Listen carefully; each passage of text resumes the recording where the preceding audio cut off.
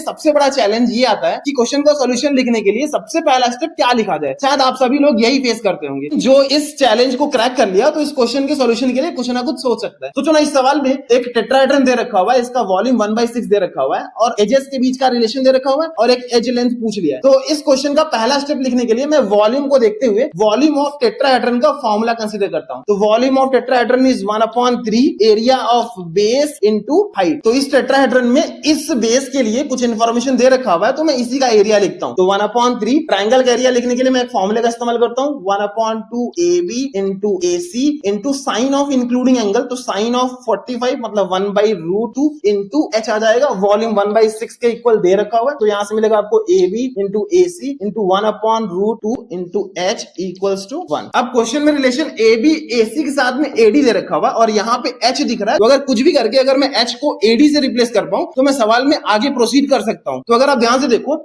इस टेट्राहेड्रन में हर बार AD की वैल्यू H से बड़ी होगी। एक कंडीशन ये आएगा जब ये वाला एज इसी पे कोलैप्स कर जाए तो उस केस में AD और ये हाइट H इक्वल हो जाएंगे। तो इसका मतलब अगर मैं H की प्लेस पे AD रख दूंगा तो इस एक्सप्रेशन की वैल्यू हमेशा 1 से बड़ी आने वाली है। AB इंटू AC इंटू अगर मैं H की प्लेस पे AD रिप्लेस करता हूं तो AD/√2 ये ऑलवेज 1 से ग्रेटर आएगा। अब मुझे 3 टर्म्स का प्रोडक्ट और 3 टर्म्स का सम दे रखा हुआ है तो इसको देखते हुए दिमाग में आइडिया आना चाहिए कि arithmetic mean is greater equal geometric mean apply कर सकते हैं या फिर अगर इसका उल्टा लिखें geometric mean is less than equals to arithmetic mean. तो चलो ज्योमेट्रिक मीन में इन 3 टर्म्स का प्रोडक्ट आएगा क्योंकि 3 टर्म्स है तो cube root of AB into AC into AD upon √2 is less than equals to arithmetic mean करेंगे तो तीनों टर्म्स का सम आएगा जो कि 3 के इक्वल है और टोटल नंबर ऑफ टर्म्स 3 है तो यहाँ पे ये 1 के इक्वल आ जाएगा। अगर मैं एक बार क्यूब कर दूं तो AB into AC into AD upon √2 is less than equals to 1 आ जाएगा। अब अगर आप ध्यान से देखो तो यहाँ पे सेम रिलेशन 1 से ग्रेटर बोल रहा है और यहाँ पे सेम एक्सप्रेशन 1 से लेस बोल रहा है। इसका मतलब ये तभी पॉसिबल होंगे जब ये इसका प्रोडक्ट 1 के इक्वल हो जाए और प्रोडक्ट अगर 1 के इक्वल हो रहा है इसका मतलब इस इनइक्वालिटी में इक्वालिटी होल्ड कर रहा है और अगर इक्वालिटी होल्ड कर रहा है इसका मतलब तीनों टर्म्स इक्वल होंगे और 1 के इक्वल होंगे। तो इसका मतलब AB equals to AC equals to AD/√2 equals to 1। तो इस सवाल का जवाब हो जाएगा 1।